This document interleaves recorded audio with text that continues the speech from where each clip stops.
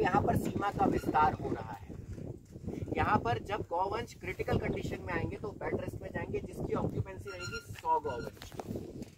दूसरा emergency unit. Emergency unit क्या है?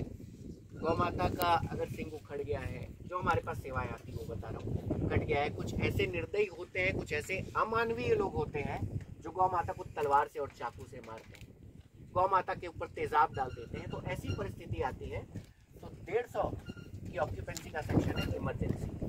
उससे थोड़े आगे बढ़ेंगे तो आज जो AI का बहुत बड़ा अत्याचार हो रहा है गौ माता के साथ, जिसको हम कृत्रिम कहते हैं, मुझे वो कहते हुए भी बड़ा दुख होता है कि कैसे हम इतने निर्दयी हो गए हैं कि गौ माता को दूध निकालने की मशीन बना दी है, जिसके कारण बहुत सी गौ माताएं देखने की शक्ति खो बैठती हैं।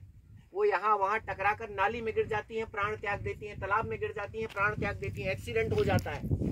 उनके लिए 150 के विशेष दृष्टि गौवंश का सेक्शन बनेगा यहाँ पर। उसके साथ साथ है पैरालाइज्ड।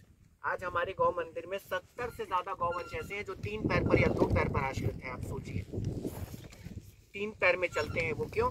अब वो रोड पे बैठे हैं, उनको मच्छर मक्खी से थोड़ा छुटकारा चाहिए तो पैर निकाल के बैठते हैं और गाड़ी रट से, हम जैसे ही कोई अधर्मी जो जल्दी में रहते हैं वो गौ माता को और नंदी जी को देख ही नहीं पाते और निकाल देते हैं। और जब तक हम तक सेवा पहुंचती है, उस सेवा पहुंचते तक हड्डी चकनाचूर हो गई रहती, लटक गई रहती, सड़ गया रहता है, पैर कटवाने के अलावा और कोई विकल्प रहता नहीं।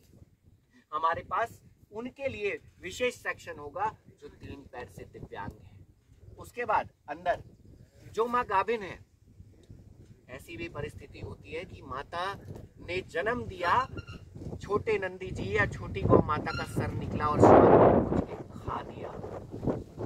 सोचिए, फिर आधा शरीर गौ माता के गोमय द्वार से अंदर जहर फैला, फिर गौ माता तड़प तड़प के मरी। क्या ये हक है हमारी माँ का? क्या हमारी गौ माता? इसलिए अब हमको उनकी परिस्थिति में सुधार लाना है। जितनी गाभिन गौ माताएं हैं वो यहाँ आएंगी। और ये नन्हे कदम, गाभिन गौ माता 150, नन्हे कदम 200। आज हमारे गौ मंदिर में 50 से ज्यादा माँ के बच्चे पैदा होते ही नंदी जी को फेंक देते हैं। इतनी उनके अंदर की आत्मा मर चुकी है, मुर्दे चल रहे हैं, जिनको दूध की लालच ने अंधा बना दिया है।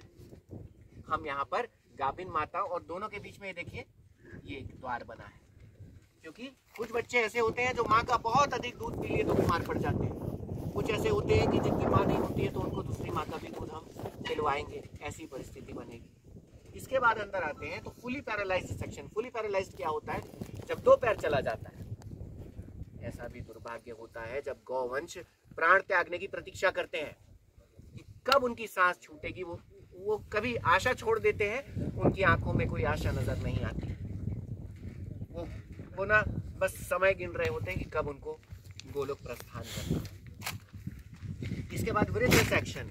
अब हम सबको अगर एक साथ छोड़ दिए तो जो हष्ट गौवंश वो तो जाकर दौड़ भाग कर भोजन कर लेंगे, और जो वृद्ध है उनका क्या? 300 गौवंश वृद्ध जो है वो यहाँ रहेंगे। अभी बीच में आपने सुना होगा और देखा होगा, लंपी बीमारी आई थी। इसका रेस्क्यू सेंटर पूरे छत्तीसगढ़ में नहीं था। सरकार से जैसे तैसे भिड़ कर भी, लड़कर भी, निवेदन भी कर हमने एक रायपुर में एक रेस्क्यू सेंटर बनाया था, जो कि अभी तक कहीं नहीं था, ना हॉस्पिटल में। हम यहाँ पर 500 की ऑक्यूपेंसी में अलग सलग सबसे हटकर, और मक्खी भी अंदर बाहर नहीं जा पाएंगे, पर गौवंश को ऑक्सीजन की कमी नहीं होगी। ऐसी टेक्नोलॉजी के साथ बनेगा वो सेक्शन। हरा चारा हमारे पास स्टोर करने योग्य, जितना भूसा वो पूरा मिक्स होगा। बड़ी मिक्सर मशीन बनेगी, हैवी, और उस हैवी मशीन में पूरे डाल दिए जाएंगे। पैराकट्टी डालें, चोकर डालें, सब बराबर मात्रा में मिलकर एक पूरे बंकर से निकलेगा और बड़ी बड़ी ट्रक उस गोडाउन के अंदर जाएगी, भोजन बनाएगा।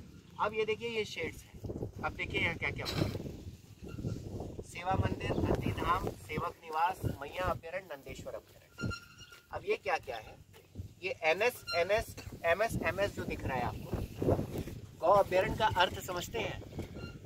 गौ अभ्यारण्य का अर्थ है जहाँ गौवंश स्वतंत्र होकर विचरण कर सके, अभय होकर विचरण करे, अभ्यारण्य।